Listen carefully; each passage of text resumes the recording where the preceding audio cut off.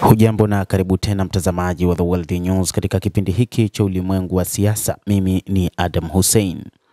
Rais wa Ukraine Volodymyr Zelensky amenusurika kuuawa na drone 4 za kijeshi huko Dublin nchini Ireland. Disemba 4 mwaka 2025 imeripotiwa kuwa Rais Zelensky aliponea chupu kuuawa na shambulizi la ndege zisizokuwa na rubani. Kulingana na vyombo vya habari, ndege 4 kubwa zisizokuwa na rubani zilikuwa zikielekea uwanja wa ndege wa Dublin wakati ndege ya Volodymyr Zelensky ilikuwa ikipaa kutoka Ireland.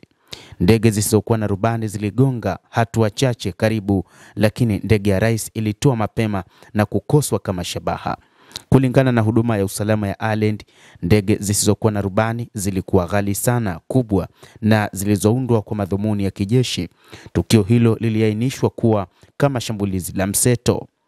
Hata hivyo, imeelezwa kwamba wakati huu Zelensky hayuko salama.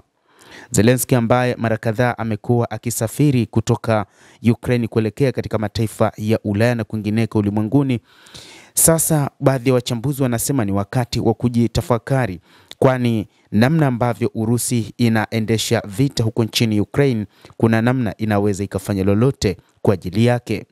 Vyombo vya habari vya Ireland vimeripoti zaidi ndege zisizokuwa na rubani zisizojulikana zilionekana katika anga yake usiku wakati Zelensky alipokuwa akiwasili kwa njia ya ziara rasmi.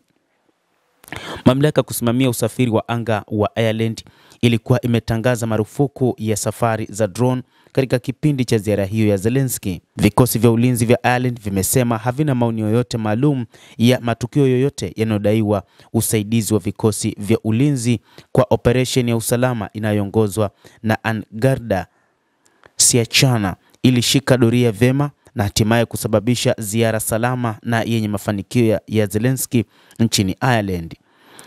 Katika kujibu maswali kutoka kwa waandishi wa habari, ikiwa ni pamoja na shirika la habari la BBC na mashirika mengine ulimwenguni, ofisi ya rais wa Ukraine ilisema nchi mwenyeji inawajibika kwa usalama.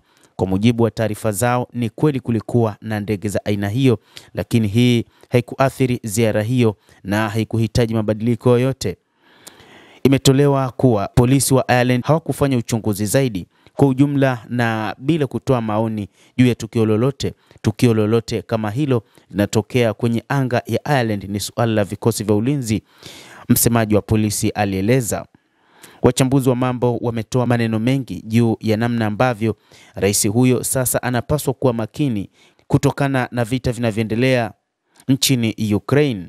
Hata hivyo, mataifa magharibi katika siku za hivi karibuni yalishuku Urusi kwamba imekuwa ikirusha ndege zisizokuwa na rubani katika maeneo mbalimbali, ikiwa ni pamoja na mataifa ya NATO, Poland na maeneo mengine yaliyowahi kutokea ndege zisizokuwa na rubani zilizotajwa kuwa zimetoka nchini Urusi. Basi mtazamaji, hayo ndio tuliokuwa nayo, ni kile ambacho kimetokea huko nchini Ireland ambapo rais wa Ukraine amekoswa kuuawa kutokana na ndege zisizokuwa na rubani. Endelea kutufuatilia nasi tutakujuza mengi zaidi yanayojiri katika ulimwengu, lakini usisahau kulike, usisahau kucomment, kadhalika na kusubscribe channel yetu hii. Utakuwa ukipata habari hizi kwa mapana kupitia The World News. Mimi ni Adam Hussein, endelea kuwa nasi wakati wote, endelea kutufuatilia ili upate habari hizi kwa mapana kupitia hapa The World News.